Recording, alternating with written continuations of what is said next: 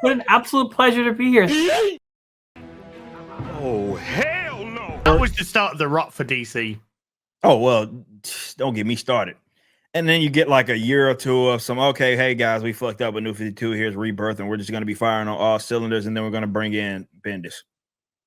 Yeah, we found this talk. And then Tom King's going to go through something. He's going to go through a crisis. A mental breakdown? I can't. I got insanity practice. And his work Maybe is it's going always to been there. Maybe. I don't know. I mean, look, because like I said, I remember giving high praise to Batman right out of like Rebirth, right? Same. And that was all about Tom even King. added Tom King. Tom King even appreciated and liked the tweets. Yeah. Because it started off good. It legitimately started off good. Then it fell off a fucking cliff. I drew you a picture. It's by your... Yeah. I don't know what happened. It had been something personal. Because, I mean, look, I don't know when he wrote the Heroes in Crisis shit, but which was a fucking colossal. Is that the worst book that I've read? Like, as far as character assassination is concerned. Well, it did destroy multiple characters. I'm trying to think of something in recent here that I could, because look, for me, I'm a big story guy. Name a character that came out of Heroes in Crisis looking good. Not even fucking no one. Not even Harley. No. Yeah, I'm trying to think. Like, what is there another book that I certainly could not Booster Gold, certainly not Harley, certainly not Batman, Superman, or Wonder Woman, certainly not Flash, certainly not Wally West, White Wally West, not Black Wally West, FYI. Certainly not Arsenal, certainly not anyone that went in front of the camera and had a fucking cry in the little fucking struggle session that Batman set up for everybody, heroes and villains. Because they have psychological problems and everybody needs to go speak to robots. No, Tom King has got psychological problems and needs to go fucking speak to somebody. Like a gazelle? Like an elk? It was a fall from grace, for sure, because I had nothing but positive things to say about Batman. And look, for me, I don't approach it. I'm a customer, general customer, right? So I think customers look at things differently from peers. Peers will probably try to analyze, okay, all the literary bullshit. Most customers don't care about any of that shit, what rules you follow, and then most customers don't give a fuck about that unless they have aspirations to be like a peer of yours. Customers just more so are gonna be like, hey, or it's okay, or I didn't like this and that about the story. And often, most times, I'd argue maybe 90+% of the time, it's pertaining to the actual story in terms of how it impacts said character, right? Clayman's art was incredible in that. Yeah. In Heroes in Crisis. So it boils down most of the time to garbage writing. Yes. Because even artwork, which is maybe not your style that you appreciate, if the writing is good, it can flow very well indeed still. Mm-hmm. But if the writing is bad, even if the art is good, it's obvious. And so you have this amazing, these amazing pencils by Clayman. The inks were good. The coloring was good. In terms of looking like a comic, it looked like a good comic. Great covers, great variant covers on the files. But the writing was fucking horrific. Yeah. Not bad, horrific. It's horrific because, again, who they fucking assassinated. It's... I didn't understand. It's such a weird story altogether. What was that shit, like 6 issues? And imagine me, because I was at 7 issues. Okay, so I was I remember just going to the comic book shop every month. Like, fuck, man, this is an interesting place to take this character. You basically turn Wally into a fucking murderer, and I don't know why you did it. I don't know whose idea it was. But no, they had to rehab Wally immediately afterwards. They had to really compensate for what Tom King fucked up in Heroes in Crisis. How the fuck does that even get past? That's the conversation that needs to be had. Because I mean, he can write whatever he wants, right? At the end of the day, it's up to the editorial and the leadership to be like, yeah, that's not a good idea. We're not doing that. Not happening. It's just not happening. You can write it, whatever, keep it in the chamber, but we're not publishing this. But they did. And it just happened to be around the same time that Batman was going through his mental issues and with Catwoman and shit. And so look, I don't know if he wrote them all at the same time, but they were released as if they were.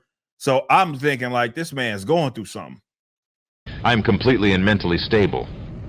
Oh, hey, look, a civilian airliner. He's going through. He's former CIA, right? A non-hero in crisis. He's former CIA or something. Yeah. FBI was it? What of them? CIA, right? So maybe he's seen some shit.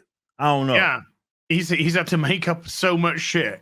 Yeah, so just had to character assassinate so many people and frame so many other people. Maybe it just took a toll on him. Perhaps. And he wants to cry to his mummy. And he had his form of and now he therapy. wants to get fisted by a woman. That's his new Wonder Woman thing. Let her fist you. Let her put it inside. Have you not seen that? Yeah, man. You've seen that. You've seen that. Yeah. Yeah, he wants to get fisted by Wonder Woman or something. Are you telling me the man who tried to put a rubber fist in my anus was a homosexual? Yeah, I just, man, what a study that would be. It's like I'm willing to. Good news. He's on James Gunn's. Yeah, fantastic. Team. Yeah, the guy that wrote Heroes in Crisis, fucked up Batman. What a fall from great. Look, people are able and free, let's say that as creative people, to write maybe a story that did or didn't land right with the audience as far like that's forgivable, right? Nobody's tripping off of, okay, well, this story wasn't my favorite of it. I didn't hate it, but that's one, but that's not what happened. What we had was, and for me, I think the turning point was after the War of Jokes and Riddles. Because I don't know if people remember that. That was it was a really, really cool scene that I gave Tom King so much credit for. And then after that, it just went to shit. But there's a scene that he wrote, which told me he at least understood not necessarily Batman, but more the dynamic between Batman and Joker, right? Because, you know, Batman, because of the Riddler and all the shit that's going down, Batman is basically about to fucking snap, right? And he had like a knife, I think it was, right? And now, again, was he really gonna stab fucking Riddler? Who the fuck knows? But what Joker did during that scene was so impactful because it shows that they need each other, right? Essentially, because Joker puts his hand in the way and he basically takes the knife. Takes the knife right through the hand, right? And he's essentially he wants to imagine that. He wants to stop him because at that point that will mean Batman is no longer really Batman, right? Yes, it would. Yes, it would cause the dissent. He doesn't want the dissent. Right, exactly. Joker wants the hero to go up against. Bingo. The morally incorruptible. Yes, exactly. So he prevented him from doing that, which showed that he really understands that dynamic. After that shit, that fucking book was a chore to read. Between the shit, it was also like, what the fuck was going on half the time? Like I said, you had this wedding thing building up and Batman's going fucking crazy. Thomas fucking Wayne just appears. Yeah.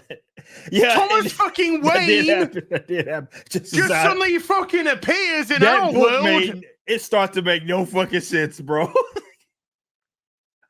And then shortly after, you know, the shit that happened with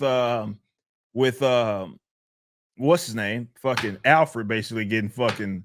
Then Bane's doing his fucking thing, trying to take over. It was a fucking mess, man. That whole fucking shit. It was like Tom King had a million ideas and was going through something. Didn't know how to land one of them. He said, fuck it, I'm dumping it all right. Fuck it. We're going to have 17 things going on here. Nobody knows what the fuck's going on. I just remember going to Bane with Gotham Girl, like walking into the room with Bane. Fucking Gotham. I forgot about Gotham Girl. Fucking Thomas Wayne stood next to me like.